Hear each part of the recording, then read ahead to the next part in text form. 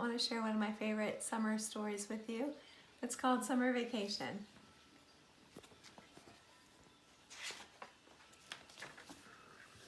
Peter and Patrick were friends. They lived next door to each other and went to the same school. Now it was summer and time for vacation. Patrick was going to the mountains and Peter was going to the seashore. Goodbye, goodbye, they called to each other. See you in 2 weeks. Patrick and his parents drove and drove until they came to the mountains, where the trees were tall and piney. Their cabin was near a lake. Every day, Patrick and his parents went canoeing and fishing on the lake. One day, Patrick caught a sunfish. Another day, he caught a trout. Every day they went swimming. Sometimes Patrick dived off Turtle Rock. Sometimes he put on goggles and looked at the lake bottom.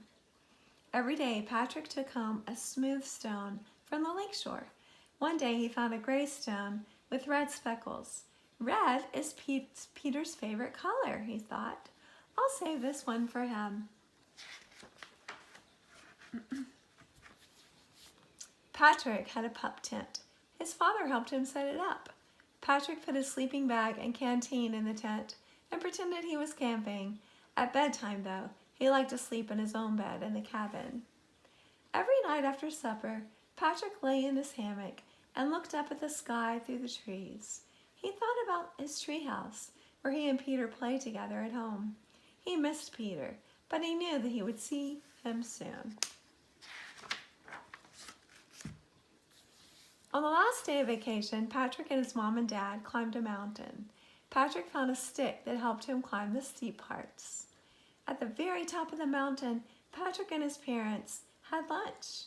They picked wild blueberries for dessert. When it was time to go home, Patrick packed his climbing stick and his smooth stones. He thought about Peter at the seashore. He couldn't wait to see him again and tell him all about the mountains and the lake. At the seashore, Peter had played in the sand every day. One day, he built a sandcastle.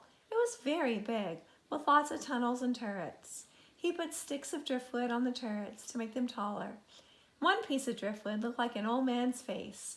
This looks like those funny faces Patrick is always drawing, Peter thought. I'll save it for him. Peter's sister buried him in the sand, all of them except his head. She patted the warm sand down all over him. He lay very still, and then he let his toes wiggle. When they poked through the sand, his sister giggled and tried to cover them up. Every day, Peter and his sister swam in the ocean. Their mom and dad swam too and lifted them over the big waves. Sometimes they played a game with the waves. They ran up the sand as a wave washed in, then followed it back to the sea. Every day, Peter took home a new and special seashell. One day, it rained when they were on the beach. First, there were just a few raindrops that made little dimples in the sand. People gathered up their towels and put them under beach umbrellas. When it started to thunder, everyone packed up and went home. The next day was bright and sunny. Peter and his mom rode their bicycles to the lighthouse. They climbed the winding staircase and saw the big light that shined at night for ships at sea. Being up high reminded Peter of Patrick and their treehouse. On the last night of vacation, Peter and his family had a picnic on the beach. They built a fire and cooked lobster and corn. Peter didn't like lobster, so he had a peanut butter and jelly sandwich. Later, everyone toasted marshmallows in the fire. The next morning, Peter packed his seashells and his piece of driftwood that looked like an old man's face. Vacation was over. Peter ran over to Patrick's house as soon as he got home. I brought you some driftwood from the beach, he said. I brought you a red and gray stone from the lake, said Patrick.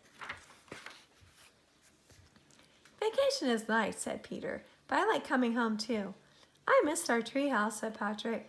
Me too, said Peter. Want to go there now? Sure, said Patrick. So they did. that's the end.